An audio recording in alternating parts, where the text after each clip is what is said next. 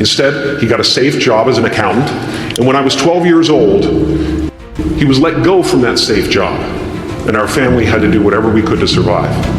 I learned many great lessons from my father, not the least of which was that you can fail at what you don't want, so you might as well take a chance on doing what you love. It's not the only thing he taught me, though. You know, I watched the effect of my father's love and humor and how it altered the world around me, and I thought, that's something to do. That's something worth my time. It wasn't long before I started acting up. You know, people would come over to the house and they'd be greeted by a 7-year-old throwing himself down a large flight of stairs. They would say, "What happened?" And I would say, "I don't know." For me, why am I still struggling? Where is my success? You work, you grind, you put in the effort, and yet nothing seems to be moving the way you want it to. And because of that, you're doubting everything. You're doubting yourself, doubting your abilities, and worst of all, you're doubting God's plan for you. But let me tell you something that most people will never understand. God knows exactly what He's doing. You don't have what you want right now because you're not ready for it. I know that's hard to hear. Your ego doesn't want to accept it. You want to believe that you're already built for success, that you deserve it right now today. That's the difference between winners and losers. Winners understand that the process flat and retire.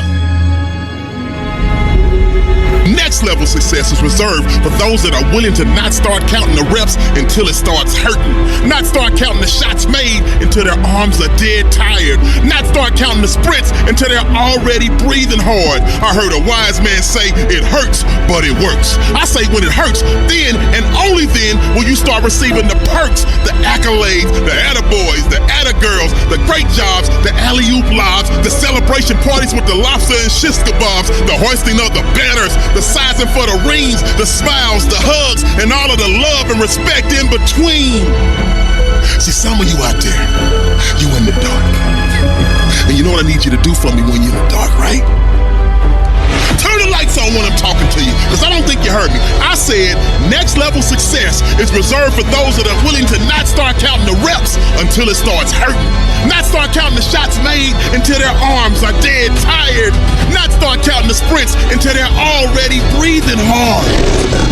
Because just when they think you're about to throw in the towel. So don't sit back and be on the defense and allow life to happen to you. Don't do that. Instead, go on the offense. Go on the attack. Become the aggressor. Be the one that life is afraid to mess with. And remember that everybody won't make it to your next level, because everybody won't be willing to sacrifice what it takes to create greatness. This is your journey. Struggle is a part of it. Losses are a part of it. Setbacks are a part of it. Sometimes you have to go through your worst just to become your best. Sometimes you have to lose everything just to gain everything. Don't let it discourage you. Let it encourage you. Fail your way to success. Fail your way forward. Failure is only when you stop trying. Failure is just another step in the staircase to go higher. You will never grow without growing pains.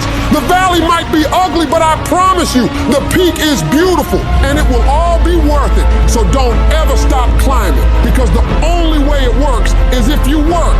The only way you progress is if you proceed. So you rise above anything or anyone that's in your way that's trying to prevent you from being great. You know how you get confidence? By attacking your fear, attacking those hard things you know you got.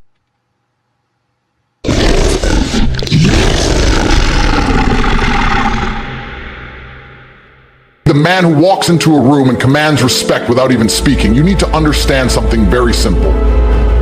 Your mind is either your greatest weapon or your most dangerous enemy. It's either the engine that drives you forward at full speed or the anchor that drags you down into the depths of mediocrity. And let me tell you something most people don't want to admit. If your life sucks, if you're broke, if you're weak, if you're lost, it is your fault. I don't care what excuses you have. Your parents were poor, so what? You didn't have the right education, who cares? The world didn't give you a fair shot, boo-hoo. The truth is, you are where you are because of how you think. And the day you realize that is the day you take back control. The weak-minded blame the world, the strong-minded take responsibility.